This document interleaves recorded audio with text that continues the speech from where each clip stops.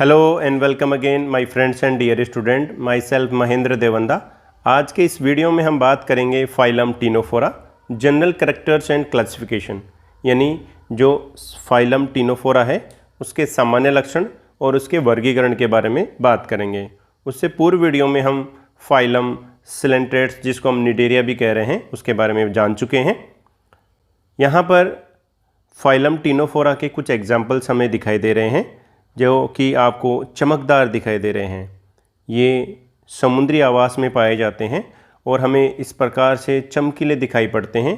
यह जैव प्रदीप्ति घटना के कारण होता है, यानी इन एनिमल्स में बायोलुमिनिस्केंट ये शो करते हैं। समझेंगे इसको क्या होता है।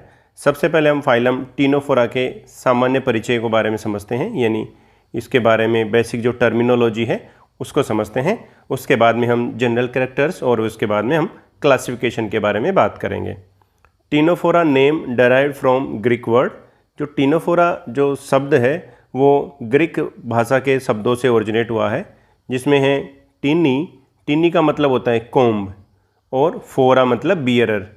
कोम्ब का मतलब होता है कंगा, जो अपन कंगी जो करते हैं बालों में वैसे, और बियरर यानी धारण करने वाले, यानी इन एनिमल्स को कोम्ब बियरर कहते हैं, यानी ये कंगी धारण करने वाले होते हैं। वास्तव में इनमें कोम्ब नहीं पाई जाती है, लेकिन कोम्ब जैसी संरचना पाई जाती है। कैसी होती है ये संरचना, इसको हम समझते हैं। Ctenophorans contain a series of 8 vertical ciliary comb plates over the surface of animals. यानी जो टीनोफोरन्स जो एनिमल्स हैं उनके शरीर के ऊपर कोम्ब प्लेट्स पाई जाती है, और ये जो कोम्ब प्लेट्स हैं वो आप इस डायग्राम में देख सकते हैं। जो आपको वर्टिकली सीलियरी जो प्लेट्स दिख रहे हैं, ये इनके नंबर आप काउंट कर सकते हैं। ये इनकी संख्या होती है वो 8 होती है, नंबर में 8 होती है। और इनके ऊपर जैसे कि हम एक पट्टी को लें तो ये एक पट्टी है, प्लेट है, इसके ऊपर सीलिया इस तरह से अरेंज होते हैं जैसे कि कंगी में कंगी होती है वैसे अरेंज होते हैं। इसलिए इनको कोम्ब बियरर कहते हैं, क्योंकि इनके कोम्ब के समान इनमें संरचनाएं पाई जा रही है। ये टीनोफोरा का स्पेशल कैरेक्टर होता है कि इनमें 8 वर्टिकल सीलियरी कोम्ब प्लेट्स पाया जाना टीनोफोरन्स की विशेषता होती है। कॉमनली नोन एज सी गूसबेरी, इनको सामान्य रूप से समुद्री गूसबेरी कहा जाता है। गूसबेरी एक फ्रूट है। कोम्ब जेलीज, इनको कोम्ब जेलीज भी कहते हैं। कोम्ब क्यों कहा गया है ये आपको पता चल गया, और जेली यानी बिल्कुल सॉफ्ट एनिमल्स होते हैं। सी वॉलनट, ये समुद्री अखरोट भी इन एनिमल्स को सामान्य रूप से जाना जाता है, क्योंकि जो अखरोट होता है उसके आकार के होने के कारण इनको सी वॉलनट कहते हैं।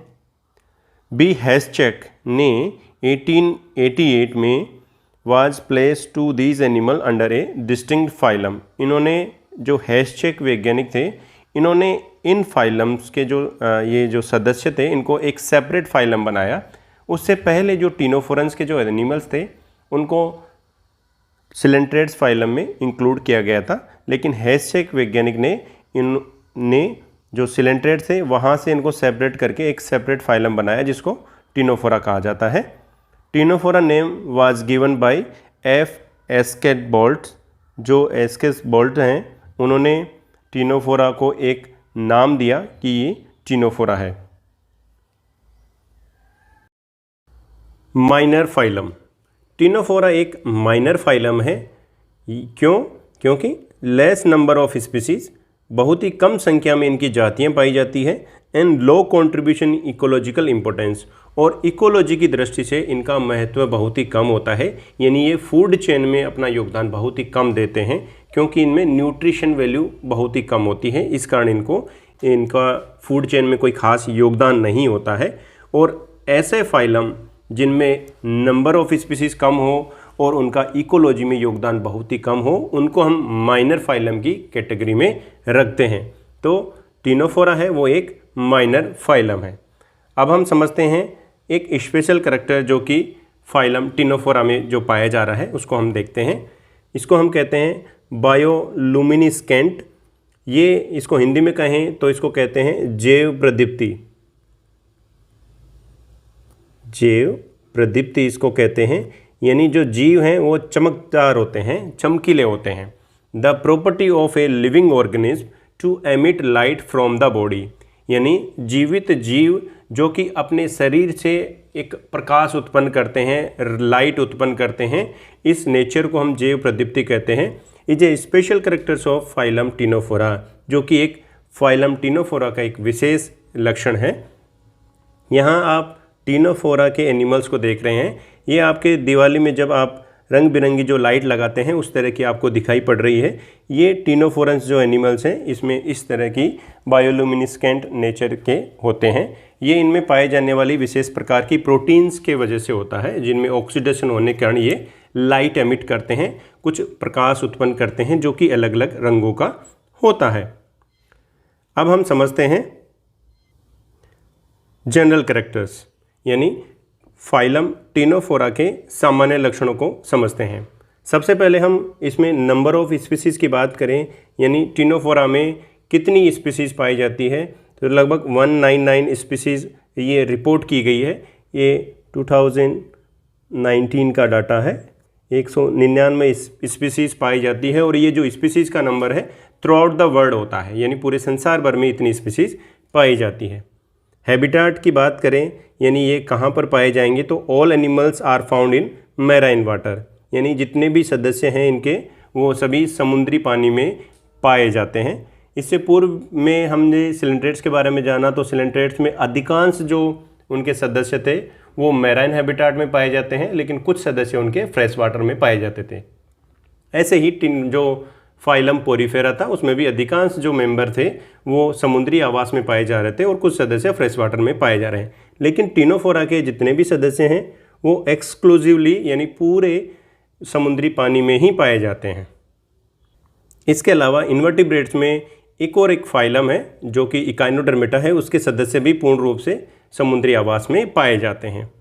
हैबिट की बात करें, इनके आदत की बात करें, तो ये सोलिटरी होते हैं यानी एकल होते हैं, एंड फ्री लिविंग एनिमल्स होते हैं, यानी स्वतंत्र रूप से घूमने वाले और अकेले अकेले घूमने वाले एनिमल्स होते हैं। लोकोमोशन गमन, क्योंकि ये फ्री लिविंग मूवमेंट एनिमल्स हैं तो इनमें लोकोमोशन भी होगा। तो इनमें लोकोमोशन के लिए 8 vertical rows of ciliated comb plates पाई जा रही है जो कि लोकोमोशन में मदद करती है। एक्चुअली यहाँ पर जो इनका मूवमेंट होगा वो सीलिया की वजह से होगा। जो आपको यहाँ फ्रंट में 4 आपको प्लेट्स जो दिखाई दे रही हैं, इन प्लेट्स के ऊपर आपने देखा कि इन प्लेट्स के ऊपर इस तरह की जो स्ट्रक्चर है, इन प्लेट्स के ऊपर इस तरह के सीलिया का अरेंजमेंट पाया जाता है और इन सीलिया में जब मूवमेंट होता है तो एक ऑर्गेनिज्म यानी ये जो जीव है वो मूवमेंट करता है, गमन करता है। तो इतना बड़ा एनिमल्स एक सीलिया की मदद से, यानी इतने सारे सीलिया उसको मूवमेंट में मदद करते हैं। ये एनिमल किंगडम में आपको अकेले यहीं पर देखने को मिलता है कि इतना बड़ा एनिमल होने के कारण भी यहाँ पर सीलिया लोकोमोशन में मदद करते हैं। नेक्स्ट हम बात करते हैं कैरेक्टर्स में। Body organization, tissue grade type का इसमें बॉडी ऑर्गेनाइजेशन पाया जाता है, यानी इसमें टिश्यू विकसित हो जाते हैं। शेप ऑफ बॉडी, यानी इनके जो दिखाई कैसे पड़ते हैं, ये स्फेरिकल लगभग गोलाकार दिखाई पड़ते हैं या पर्ल शेप के दिखाई पड़ते हैं, या हो सकते हैं ये सिलेंड्रिकल आकार के हो सकते हैं। आकार के आधार पर इनमें सिमेट्री पाई जाती है, तो इनमें रेडियल सिमेट्री पाई जाती है, जो कि रेडियल सिमेट्री का एक जो टाइप है बाई रेडियल, यानी इसमें अगर हम सिंपली कहें तो रेडियल सिमेट्री पाई जाती है। हमें स्पेसिफिक जाना हो तो एक्चुअली रेडियल सिमेट्री का जो टाइप है बाई रेडियल सिमेट्री, वो सिमेट्री यहाँ पर पाई जाती है। टिनोफोरन्स में बाई रेडियल सिमेट्री पाई जाते हैं, ये आप ध्यान रखेंगे। बॉडी फॉर्म्स, यानी इनका शरीर कैसा होगा, तो 2 जर्म लेयर, यानी इनमें 2 जर्म लेयर पाई जाएगी, जो कि ऐसे एनिमल्स को हम डिप्लोब्लास्टिक एनिमल्स कहते हैं। और कौन कौन सी लेयर होगी, एक होगी एक्टोडर्म और दूसरी होगी एंडोडर्म। ये 2 लेयर पाई जाती हैं जिनसे बाद में जाकर अलग अलग प्रकार के जो सेल्स हैं वो ओरिजिनेट होती है। हमें इस डायग्राम को समझते हैं। ये डायग्राम एक टिनोफोरन्स का डायग्राम है। इसको हम जब ध्यान से देखेंगे तो इसमें आपको लॉन्ग टाइप के 2 टेंटेकल्स दिखाई पड़ते हैं, एक ये है और दूसरा आपको दूसरी तरफ दिखाई पड़ता है। ये 2 टेंटेकल्स पाए जा रहे हैं। इसके अलावा इनकी बॉडी के ऊपर 8 वर्टिकल रोज़ पाई जाती है, जो कॉम्प्लेट्स हैं वो पाई जा रही है। इनकी संख्या 4 सामने की तरफ से आपको दिखाई पड़ रही है और 4 इसके पीछे की तरफ से दिखाई पड़ते हैं, क्योंकि गोल आकार के होते हैं। हमें सिर्फ फ्रंट व्यू इसका दिखाई दे रहा है। अब हम समझते हैं इनकी शरीर के बारे में, इनके बॉडी के बारे में। Body soft, transparent and jelly like. इनका जो शरीर होता है बहुत ही सॉफ्ट होता है, ट्रांसपेरेंट होता है, यानी इसके आर पार आप देख सकते हैं, एंड जेली लाइक होते हैं। बहुत ही सॉफ्ट एनिमल्स ये होते हैं, जेल लाइक ये संरचना रखते हैं। These animals are known for their delicacy and beauty. ये जो टीनोफोरन्स जो एनिमल्स हैं ये बहुत ही डेलिकेसी होते हैं, यानी फ्रेजाइल होते हैं, ईजिली ब्रेक हो सकते हैं, क्योंकि बहुत सॉफ्ट इनकी बॉडी होती है। एंड देयर ब्यूटी, और इनकी जो शरीर की जो सुंदरता है उसके लिए ये एनिमल्स जाने जाते हैं। ब्यूटी इनकी बायोलुमिनिस्केंट नेचर होने के कारण होता है, क्योंकि इनके शरीर से एक लाइट जनरेट होती है, अलग अलग रंगों की लाइट जनरेट होती है, जिसको हमने जैव प्रदीप्ति कहा है। इसकी वजह से ही इनकी सुंदरता होती है। सुंदरता जरूर है, लेकिन इनकी इकोलॉजी में इनका कोई महत्व नहीं है, कोई खास महत्व नहीं है। On the body 1 pair of long, इनके शरीर के ऊपर एक जोड़ी लंबे टेंटाकल्स पाए जाते हैं, जो कि solid and retractile tentacles are present. जो रिट्रैक्टाइल होते हैं यानी बॉडी के अंदर समेटने वाले होते हैं, इनको अंदर बॉडी के अंदर की तरफ खींचा जा सकता है। ये जो टेंटिकल्स होते हैं ये सॉलिड होते हैं और ये 1 पेयर में पाए जाते हैं, जो कि आपको यहाँ डायग्राम में दिखाई पड़ रहे हैं। ये 2 टेंटिकल्स इन एनिमल्स में पाए जाते हैं। नेक्स्ट देखते हैं निमेटोब्लास्ट, जिनको हम स्टिंगिंग सेल्स भी कहते हैं, आर एब्सेंट। इन एनिमल्स में निमेटोब्लास्ट जो सेल्स हैं, स्टिंगिंग जो सेल्स हैं, वो अनुपस्थित होती है, नहीं पाई जाती है।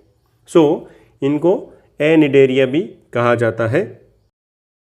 सिलेंट्रेट्स में जो स्टिंगिंग सेल्स पाई जा रही है वो यहाँ फाइलम जो टीनोफोरा है उसमें नहीं पाई जाती है। इसी कारण से इसको सेपरेट फाइलम बनाया गया।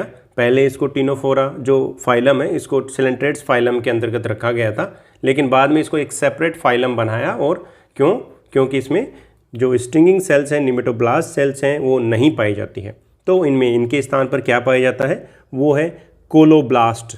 कोलोब्लास्ट जो सेल्स हैं वो इनमें पाई जाती है। कोलोब्लास्ट सेल्स, जिनको हम लेसो सेल्स भी कहते हैं, a specific characters of phylum Ctenophora, जो कि फाइलम टीनोफोरा का एक विशेष लक्षण होता है। आर स्टिकी सेल्स, जो कि स्टिकी सेल्स होती है, यानी चिपकने वाली सेल्स होती है, एडेसिव नेचर की होती है, किसी पर आसंजन की प्रकृति रखती है, चिपक जाती है। प्रेजेंट ऑन टेंटिकल्स, जो कि ये जो कोलोब्लास्ट जो सेल्स हैं वो इनके टेंटिकल्स के ऊपर पाई जाती है। ये चिपक जाती है और इनके टेंटिकल्स पाई जाती है, तो इसका मतलब ये क्या करेंगे, these cells help in capture of food. ये अपने जो भोजन होगा उसको पकड़ने में, या हम कह रहे हैं कि प्रे को पकड़ने में ये मदद करेंगे, क्योंकि जैसे ही प्रे आएगा तो इनके टेंटिकल्स पर उपस्थित जो कोलोब्लास्ट सेल या जिनको हम लेसो सेल्स भी कह रहे हैं, ये उन एनिमल्स पर चिपक जाती है, उनको अंदर की तरफ खींच लिया जाता है, यानी फूड लेने में मदद करते हैं। एनिमल्स आर एसिलोमेट्स, ये एनिमल्स एसिलोमेट्स होते हैं। सिलोम की बात हम तभी करेंगे जब 3 जर्म लेयर डेवलप हो जाती है। चूँकि ये एनिमल्स डिप्लोब्लास्टिक होते हैं तो इनमें सिलोम वैसे भी नहीं पाई जाती है, तो इन एनिमल्स को एसिलोमेट कहा गया है। नेक्स्ट हम बात करते हैं अब स्केलेटन सिस्टम की। स्केलेटन सिस्टम एब्सेंट होता है, यानी इनमें इनके जो कंकाल जो सिस्टम है वो नहीं पाया जाता है। इनकी बॉडी सॉफ्ट होती है, सॉफ्ट बॉडी एनिमल्स होते हैं।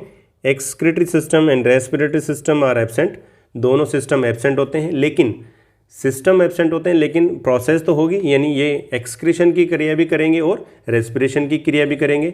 लेकिन जो ये दोनों ही प्रक्रिया है ये सिंपल डिफ्यूजन यानी सरल विसरण की विधि के द्वारा की जाती है।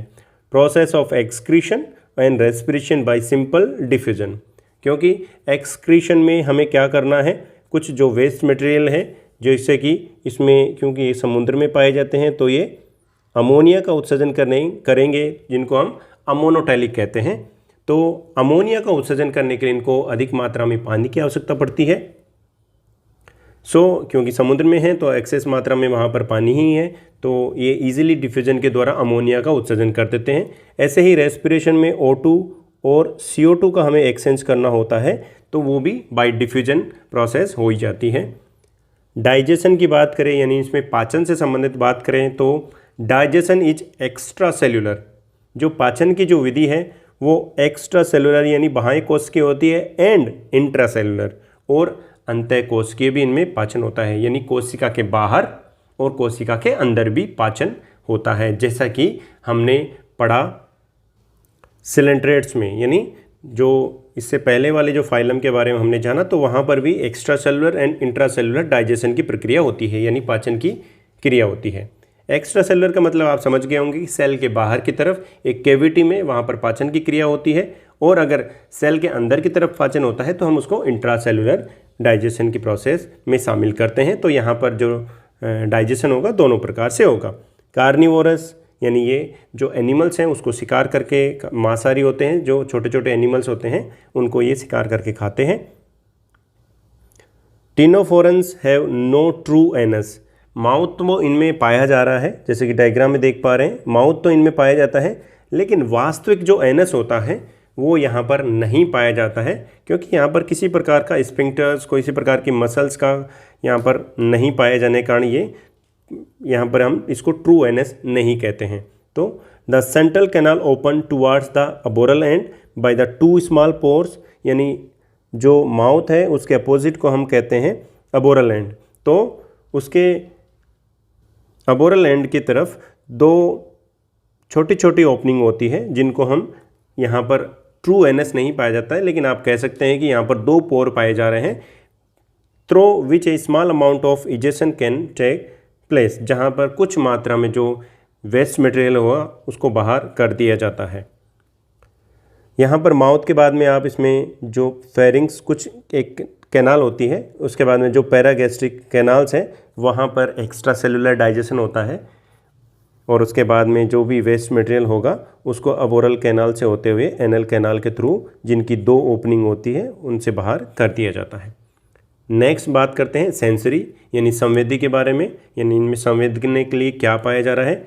Sensory organs are present in form of statocyst, actually हम ऑर्गन्स नहीं कहें तो बेटर है, लेकिन यहाँ पर एक स्ट्रक्चर पाई जा रही है, सेंसरी स्ट्रक्चर पाई जा रही है, जिसको हम स्टेटोसिस्ट कहते हैं, on opposite end of mouth, जो कि माउथ के अपोजिट एंड यानी जो इनकी एनल ओपनिंग होती है वहाँ पर स्टेटोसिस्ट पाया जाता है। और जो स्टेटोसिस्ट हैं वो सिलेंट्रेट्स में भी पाया जाता है, ये आप ध्यान रखेंगे।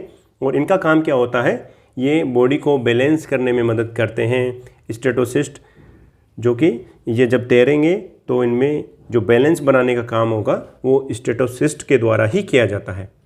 नर्वस सिस्टम जैसे कि सिलेंट्रेट्स में भी नर्व नेट के रूप में डेवलप हुआ है, वैसे ही यहाँ पर भी बिल्कुल प्रिमिटिव टाइप का, बिल्कुल सरल प्रकार का यहाँ पर नर्वस सिस्टम पाया जाता है, primitive type, and consist of diffuse nerve net, जो कि डिफ्यूज नर्व नेट का बना हुआ होता है।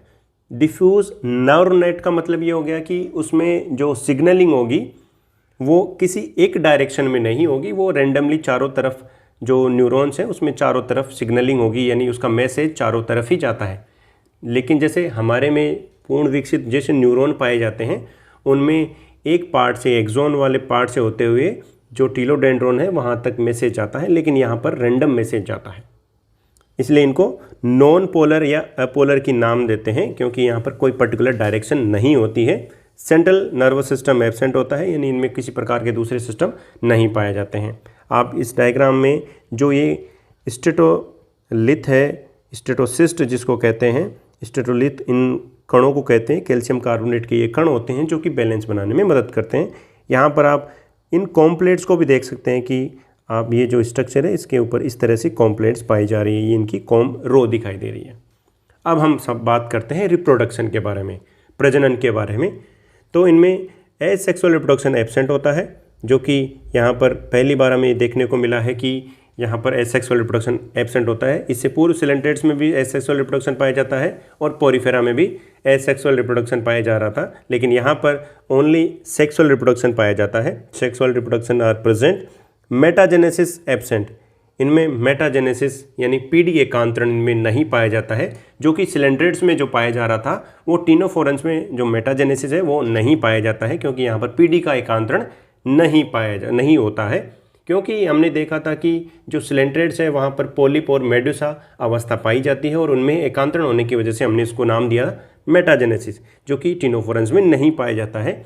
तो ये भी एक कैरेक्टर्स है जो कि सिलेंट्रेट्स को और टिनोफोरंस को एक सेपरेट करता है। एनिमल्स आर बाइसेक्सुअल, इनके एनिमल्स बाइसेक्सुअल होते हैं, जिनको हम हर्माफ्रोडाइट कहते हैं, यानी एक ही ऑर्गेनिज्म के ऊपर, एक ही शरीर के ऊपर मेल और फीमेल रिप्रोडक्टिव ऑर्गन्स पाए जाते हैं, उनको हम बाइसेक्सुअल या हर्माफ्रोडाइट कहते हैं। फर्टिलाइजेशन इज एक्सटर्नल, जो निषेचन की जो प्रक्रिया होगी वो बाहरी होगी, यानी समुद्र में होगी। एंड ये जो फर्टिलाइजेशन होगा वो क्रॉस फर्टिलाइजेशन होगा, यानी जो ये बाइसेक्सुअल तो होते हैं, यानी एक ही बॉडी के ऊपर मेल और फीमेल तो रिप्रोडक्शन ऑर्गन पाए जा रहे हैं, लेकिन खुद की मेल और फीमेल गैमीट आपस में फ्यूजन नहीं करते हैं, क्योंकि इनका जो मैच्योरेशन होगा, मेल गैमीट का डेवलप होना वो अलग टाइम पे होगा और फीमेल गैमीट का डेवलप थोड़ा अलग टाइम पे होता है एक ऑर्गेनिज्म में। तो दूसरे ऑर्गेनिज्म का मेल गैमीट और एक ऑर्गेनिज्म का फीमेल गैमीट आपस में फ्यूज होकर एक जाइगोट का निर्माण करते हैं और ये क्रॉस फर्टिलाइजेशन कहलाता है। तो यहाँ पर क्रॉस फर्टिलाइजेशन होगा। डेवलपमेंट इनडायरेक्ट यानी अप्रत्यक्ष प्रकार का परिवर्तन होगा। अप्रत्यक्ष प्रकार के परिवर्तन में हम कहते हैं कि एक लार्वा अवस्था पाई जाती है, यानी larval stage are found, that is the larva is cydippid larva. ये आप ध्यान रखेंगे कि यहाँ पर सीडिपिड लार्वा अवस्था पाई जाती है।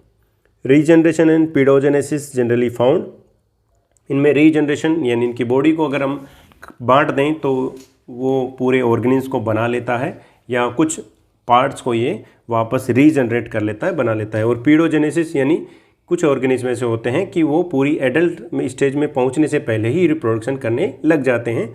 तो यहाँ पर टिनोफोरंस में हमें देखने को मिलता है। नेक्स्ट हम बात करते हैं अब क्लासिफिकेशन के बारे में। हमने टिनोफोरा के सामान्य लक्षण को जाना, अब हम इसके वर्गीकरण के बारे में संक्षिप्त में समझते हैं। Classification is the on the basis of presence and absence of tentacles.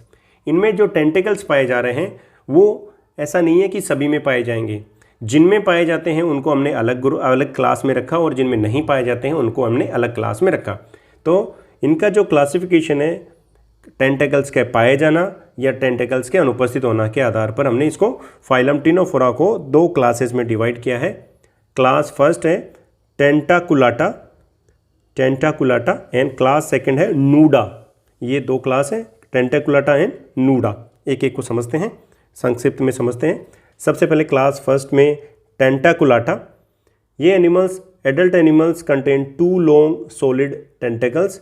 जो इनके वयस्क एनिमल्स होते हैं उनमें 2 लंबे टेंटिकल्स जो कि सॉलिड पाए जाते हैं, यानी यहाँ ये कहें कि टेंटाकुलाटा में टेंटिकल्स पाए जाते हैं। नाम से समझ में आ जाएगा, टेंटाकुलाटा यानी टेंटिकल्स पाए जा रहे हैं। In some animals only larva contain tentacles. लेकिन ये है कि कुछ एनिमल्स ऐसे होते हैं जिनमें सिर्फ लार्वा अवस्था में ही टेंटिकल्स पाए जाते हैं, लेकिन जो सिम्टम्स होते हैं या जो कोई कैरेक्टर्स होता है वो जीवन के किसी भी अवस्था में पाया जाता है, उसके आधार पर हम इसको नाम दे देते हैं। जैसे कि यहाँ पर टेंटिकल्स चाहे लार्वा अवस्था में पाया जा रहा है चाहे वो अडल्ट में पाया जा रहा है, तो हमने इसको टेंटाकुलाटा के अंदर इन एनिमल्स को शामिल किया गया है। On the upper surface mouth present, इनकी अपर सरफेस में माउथ प्रेजेंट होता है। On the lower surface sensory statocyst are found, इनकी लोअर सरफेस यानी इस वाले रीजन पे स्टेटोसिस्ट पाया जाता है। इसके एग्जांपल्स आप ध्यान रखेंगे। प्लूरोब्रेंकिया, ये जो डायग्राम आपको दिखाई पड़ रहा है ये प्लूरोब्रेंकिया है, जिसमें आप लॉन्ग टेंटिकल्स देख पा रहे हैं और इसमें जो 8 वर्टिकल सीलियरी आपको प्लेट्स भी दिखाई पड़ रही है। नेक्स्ट है वेलामेन, जिसको हम वीनस गर्डल कहते हैं, और सेस्टम। ये है सेस्टम और ये है वेलामेन। दोनों एक ही तरह यानी फीते के समान दिखाई पड़ते हैं, तो इनको हमने वीनस गर्डल, दोनों को समान रूप से हम एक ही नाम दे देते हैं, वीनस गर्डल इन्हीं को कहते हैं। नेक्स्ट है टीनोप्लाना सिम्बायोसिस विथ एल्सायोनियम। एल्सायोनियम के साथ में ये सिम्बायोसिस शो करता है। एल्सायोनियम क्या है? एक सिलेंट्रेट्स है, तो आप ध्यान रखेंगे टिनोप्लाना को। ये है टिनोप्लाना। आप इसकी चाहे तो एनाटोमी आप देख सकते हैं, इसके जो पार्ट्स हैं आपको उसी तरह से दिखाई पड़ते हैं। इसमें भी टेंटिकल्स आपको दिखाई पड़ रहे हैं। नेक्स्ट है सिलोप्लाना एंड ये है सिलोप्लाना। नेक्स्ट एग्जाम्पल है यूक्लोरा रूब्रा। यूक्लोरा रूब्रा को आप, ये जो स्पीसीज का नाम भी लिखा हुआ है, यहाँ पर स्पेसिफिक विशेषता ये है कि निडोब्लास्ट सेल्स आर फाउंड, इनमें निडोब्लास्ट सेल्स पाई जाती है। अब निडोब्लास्ट सेल्स जो कि सिलेंट्रेट फाइलम सिलेंट्रेटा की विशेषता होती है, जो कि फाइलम टिनोफोरा की इस एग्जाम्पल में पाई जाती है। तो ये अपवाद है एक फाइलम टिनोफोरा में, जो जिसमें निडोब्लास्ट सेल्स यानी स्टिंगिंग सेल्स पाई जा रही है, ये आप ध्यान रखेंगे। नेक्स्ट क्लास है क्लास नूडा। क्लास नूडा में टेंटेकल्स नहीं पाए जाते हैं, बॉडी लॉन्ग होती है, कोन शेप की होती है, शंकु के आकार की, एंड लेटरली कंप्रेस यानी बॉडी साइड से चपटी होती है। इस एनिमेशन को जब आप ठीक से देखेंगे तो आप देखिए इसमें चपटा दिखाई पड़ रहा है। ये एग्जाम्पल इसमें है बैरोई, ये आपको जो एनिमेशन जो दिखाई है बैरोई का है, जिसको हम स्विमिंग आई ऑफ कैट, जिसको हम बिल्ली की तैरती आँख के नाम से जानते हैं, क्योंकि ये तैरती हुई आँख के समान चमकीला दिखाई पड़ता है। ये इसकी एनाटोमिकल पोजीशन आप देख सकते हैं, इसमें इस तरह से आपको स्ट्रक्चर्स, ये माउथ पार्ट है, ये स्टेटोसिस्ट अब ओरल, इसमें कैनाल्स पाई जाती है, यहाँ पर इसमें एक एंड से दूसरे एंड पर इस तरह से इनकी इंटेस्टाइन होती है। तो ये बात हुई क्लास नूडा में बैरोई के बारे में। उम्मीद है आपको फाइलम टिनोफोरा के सामान्य लक्षण और इसके क्लासिफिकेशन के बारे में जानकारी मिली होगी। Thank you.